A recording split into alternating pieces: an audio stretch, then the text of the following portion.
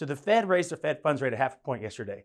This could have a big impact on you, but not necessarily what you think it's going to do. So I'm going to break down the reason they did it, what's going to happen next, and what's going to happen in the future. So the first thing we want to start with is, what does it mean, or what's the purpose of the Fed raising their rate, and how does that, why are they doing this? The reason the Fed's raising the Fed funds rate is because they're trying to fight inflation. I'm sure you've seen it at the pumps and the grocery store right now, but inflation's very high, and the Fed's primary mandate is to keep inflation reasonable. So they are increasing their rate to try to lower that inflation. Now, how this affects mortgage rates is, most people are thinking, hey, if the Fed's raising their rate a half a point, mortgage rates are going to go up half a point.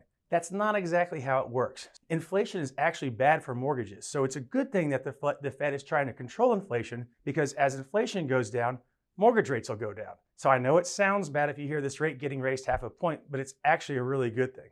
Now, at this point, you're thinking, are rates going to keep going up? That's the question I get. Should I wait to buy until rates come back down? I'm pretty sure we're at the top, or pretty close to it now, especially because the Fed's trying to fight inflation. So it's definitely something we're going to probably start seeing rates creep down. Maybe not just today or tomorrow or next month, but in the near future, we're going to see rates start coming back down. And so that's a good thing if we see rates start coming back down. The second part of that question I'm getting is, should I wait till rates come down? The answer is no, because we have such a limited inventory on houses. We're going to start seeing house prices still go up. So if you wait, you might get a lower rate, but you might be paying a lot more for the house, and that will cost you a lot of money in the long run. And then one other thing to talk about, and I'm not predicting this, and I'm sure I'm not guaranteeing it, but there's a lot of leading indicators that saying a recession is coming. Before you get too excited about that or too nervous about it, think about that recession is not going to negatively impact housing. The only time a recession has actually had a bad effect on housing was in 2008. And the reason is because housing caused that recession. So it was a house of cards. The house of cards came crashing down.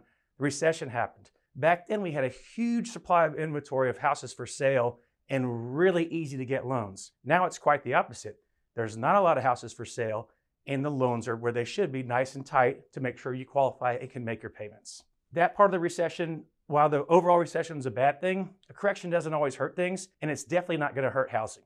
Every time we've had a recession, rates go down. So one thing to keep in mind with the recession is, when it happens, or if it happens, there's a good chance that prices are going to go up for houses and rates are going to come down. So it's probably a good thing to buy now, because you're buying the house at a lower price, and then there's a great chance to refinance in maybe a year or two. So I hope this helps answer those questions. If not, give me a call, shoot me an email. And if you like this, please subscribe to my channel. Thank you.